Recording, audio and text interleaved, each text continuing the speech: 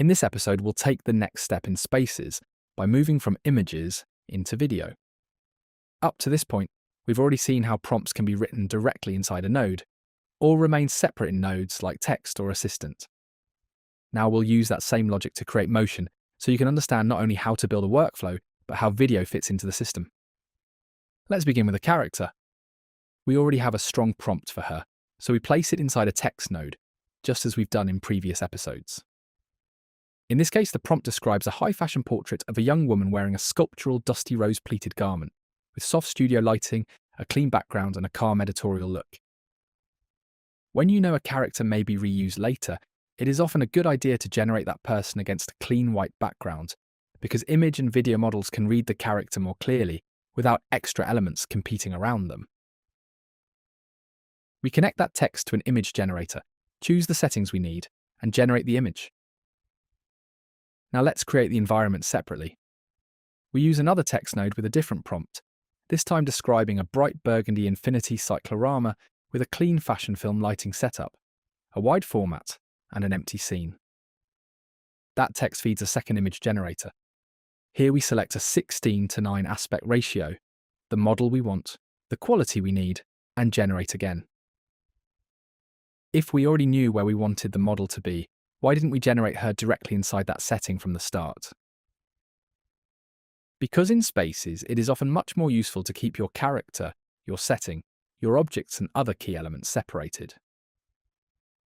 You can disconnect, reconnect, try another location, test different styling, or keep one element while replacing another. That is one of the main strengths of building visually in nodes. Now that we have our character and our environment ready as separate elements, we can move into video. Before we connect anything, let's take a closer look at the video generator itself. Like the other execution nodes we already know, it brings together inputs, settings, and outputs in one place. Depending on the model you choose, the video generator can include inputs for text, start image, end image, reference video, audio, and image references. At the bottom, you'll find the main controls: how many videos to generate, the model, aspect ratio, duration, resolution, and whether sound effects are enabled. One important detail here is that the available inputs can change when you switch models. That is because each model supports a different set of features. If you open Settings, a window appears on the right with a layout that matches the video interface you already know outside Spaces. And if you open all models, you return to the broader selection view from the previous course, where you can filter by capabilities, resolution, and other criteria. It is also worth noting that some models let you use a start image and an end image more explicitly.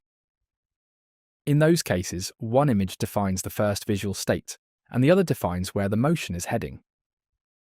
In this example, we'll work with image references instead because we want to combine our character and our setting as separate inputs.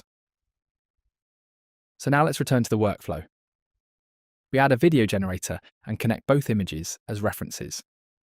Then we prepare one more text node, this time containing the prompt that will describe what happens in the video. As always, this prompt could also come from an assistant, but for this example, we already have it written. What it describes is a short fashion film. The model walks slowly toward the camera inside the burgundy set, while the sequence alternates between wide shots, close-ups of her face, details of the garment, and controlled camera moves like orbits and rotations. The result is meant to feel elegant, cinematic, and editorial, like a perfume or fashion campaign. We connect that text to the video generator, choose the model we prefer, define the duration, keep the aspect ratio we need, and decide whether we want sound effects or not. Then we run the node.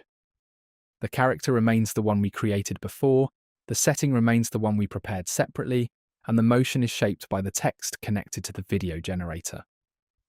Video does not need to begin from nothing. It can grow directly from an image workflow you already built. And because the elements stay separate, you can change the setting, the motion, or the character without rebuilding the whole structure. That is the value of working this way in Spaces. Everything stays visible, modular, and ready to keep evolving. We'll keep expanding from here in the next episodes.